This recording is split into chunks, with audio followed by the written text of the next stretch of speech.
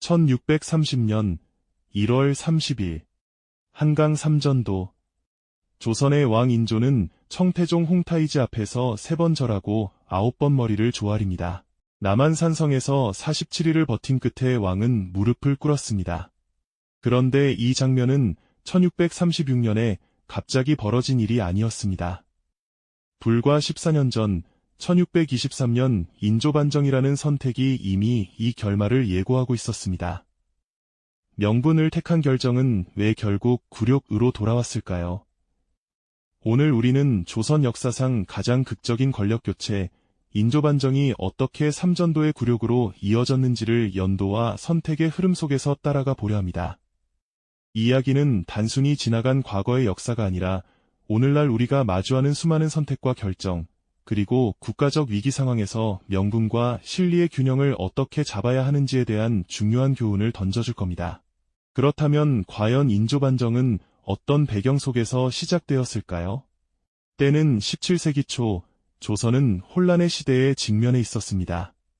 당시 왕이었던 광해군은 명나라와 후금 사이에서 중립외교라는 실리적인 노선을 택하며 전쟁의 참화를 피하려 노력했죠. 하지만 이러한 실리외교는 당시 조선의 지배 이념이었던 친명 사상과는 정면으로 배치되는 것이었습니다. 조선은 임진왜란 때 명나라의 도움을 받았던 제조지은을 잊지 말아야 한다는 명분론이 지배적이었거든요. 게다가 광해군이 자신의 친형인 임해군과 이복동생인 영창대군을 죽이고 어머니인 임목대비를 폐위시키는 이른바 폐모살제를 저지르면서 유교적 명분을 중시하는 사대부들의 비판은 하늘을 찔렀습니다. 이러한 상황 속에서 서인 세력이 광해군 정권에 대항하여 봉기를 일으켰으니 그것이 바로 인조반정입니다. 1623년 이들은 광해군의 폐모살제와 실리 위주의 중립외교를 폐륜이자 명분 없는 외교로 규정하며 친명배금이라는 새로운 명분을 내세웠습니다. 인조를 새로운 왕으로 추대하며 정권을 잡은 서인 세력은 광해군이 저질렀다고 주장하는 패정들을 바로잡고 다시금 친명 정책을 펼치겠다는 비장한 각오를 다졌죠.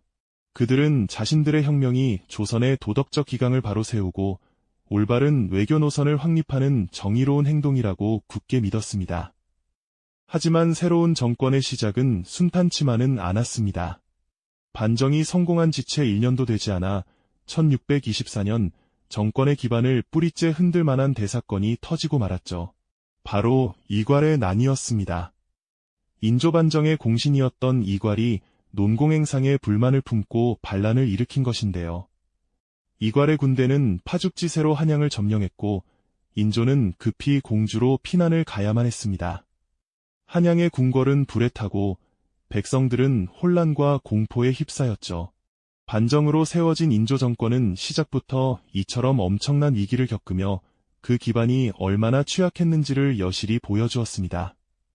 이괄의 난은 비록 진압되었지만 이 사건은 조선의 국력을 소모시키고 무엇보다 후금에게 조선 내부의 혼란을 알리는 계기가 되면서 앞으로 닥쳐올 비극의 서막을 알리는 불길한 징조가 되었습니다. 과연 인조 정권은 이러한 위기를 극복하고 자신들이 내세웠던 명분을 지켜낼 수 있었을까요? 이괄의 난이라는 거대한 내용을 겪으면서도 인조 정권은 자신들이 내세웠던 친명배금, 즉 명나라를 숭상하고 후금을 배척한다는 대의명분을 굳건히 지켜나가려 애썼습니다. 하지만 눈앞의 현실은 그들의 이상과는 너무나 동떨어져 있었죠. 강 건너 만주 벌판에서는 후금의 기세가 나날이 더해지고 있었고 조선을 향한 그들의 시선은 점점 더 거칠어지고 있었습니다. 인조 정권의 강경한 친명 정책은 후금에게는 자신들을 무시하고 명나라만을 섬기는 오만한 태도로 비춰졌을 테니까요. 결국 1627년 후금의 침략이 현실이 되고 말았습니다. 바로 정묘호란이었죠. 후금의 대군은 압록강을 넘어 파죽지세로 조선의 북쪽을 휩쓸기 시작했습니다. 그들의 진격은 너무나도 빠르고 거침없었기에 미처 방비할 틈도 없이 조선은 삽시간에 혼란에 빠져들었습니다. 인조는 급히 도성을 버리고 강화도로 피난을 떠나야만 했습니다.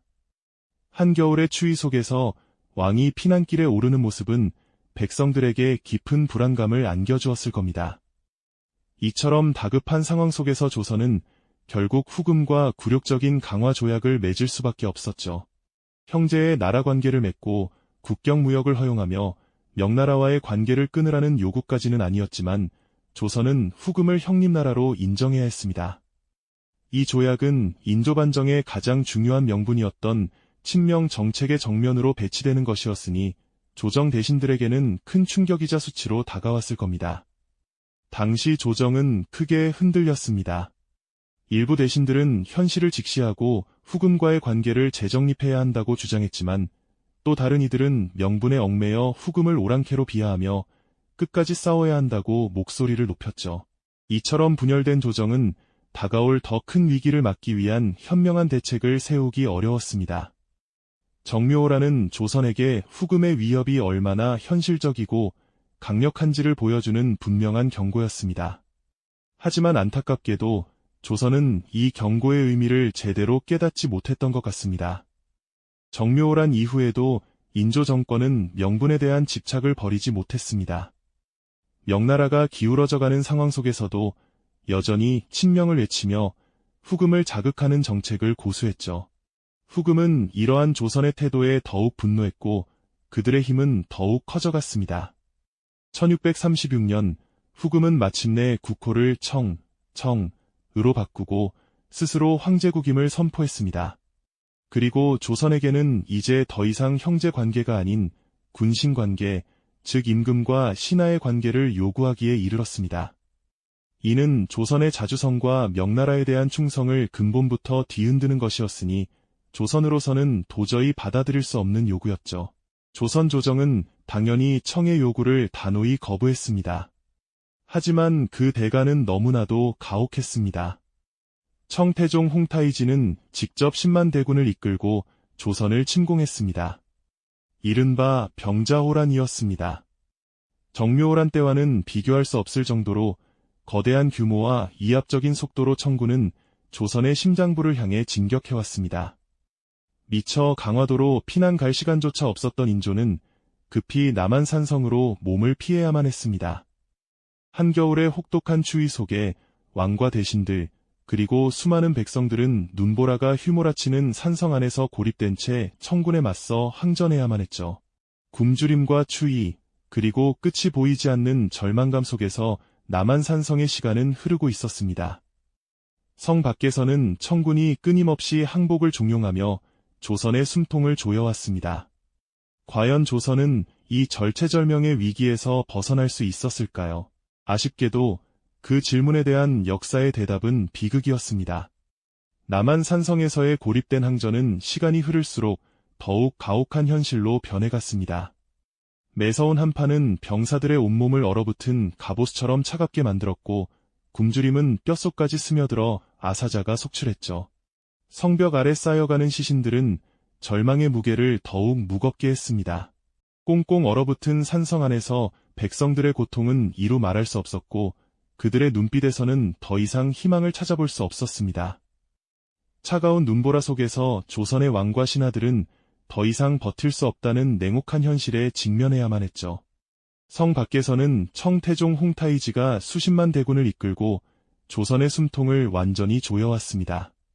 구원병은 오지 않았고 성 안팎으로 고립된 조선은 마치 거대한 얼음 속에 갇힌 작은 불씨처럼 서서히 꺼져가고 있었습니다. 명분을 지키려다 모든 것을 잃을 수는 없다는 고통스러운 현실 인식이 지배하기 시작했습니다. 척화를 주장하며 끝까지 싸우려던 강경파와 백성들의 생명을 위해 항복을 주장하던 주화파 사이의 격렬한 논쟁도 이제는 더 이상 의미를 찾기 어려웠습니다. 결국 인조는 백성들의 생명과 국가의 존속을 위해 역사상 가장 고통스러운 선택을 해야만 했습니다. 바로 청군에게 항복하는 것이었죠. 이 결정은 인조반정의 대의명분이었던 친명배금, 노선이 완전히 파탄났음을 의미하는 것이기도 했습니다. 굴욕적이지만 피할 수 없는 운명이 조선을 기다리고 있었던 겁니다. 1637년 1월 남한산성을 내려온 인조는 얼어붙은 삼전도로 향했습니다. 그곳에서 청태종 홍타이지는 이미 승자의 자리에서 기다리고 있었습니다. 그 행렬은 승전국의 당당한 개선 행렬이 아닌 패전국의 왕이 치욕스러운 운명을 맞이하러 가는 비통한 길이었습니다. 백성들은 망연자실한 표정으로 그 모습을 지켜보았을 것입니다. 조선의 왕은 차가운 땅 위에 3번 절하고 9번 머리를 조아렸습니다. 309고도의 순간 조선은 형제관계가 아니라 군신관계를 받아들였습니다. 이 장면은 단순한 굴욕이 아니었습니다. 1623년 명분을 앞세워 광해군을 몰아낸 선택, 1627년 정묘호란, 1636년 병자호란, 그리고 1637년 삼전도, 14년의 인과가 이 한 장면으로 압축되었습니다. 명분은 지켰지만 국가는 전쟁을 피하지 못했습니다. 왕이 무릎 꿇는 순간 조선의 자존심은 땅바닥에 내동댕 잊혀졌습니다. 그 장면은 단순한 한 개인의 굴복을 넘어 명분만을 조차 현실을 외면했던 한 국가의 비극적인 파국을 상징하는 것이었죠. 차가운 바람이 휘몰아치는 삼전도에서 조선은 역사상 가장 큰 치욕을 겪어야만 했습니다. 그날의 비참함은 오랫동안 조선 백성들의 가슴에 깊은 상처로 남았을 겁니다. 이 삼전도의 굴욕은 인조반정의 명분을 완전히 무너뜨린 결정적인 사건이었습니다. 오랑캐라고 비난했던 후금에게 무릎을 꿇고 군신관계를 맺었으니 친명배금이라는 대의는 더 이상 설 자리가 없어진 셈이죠.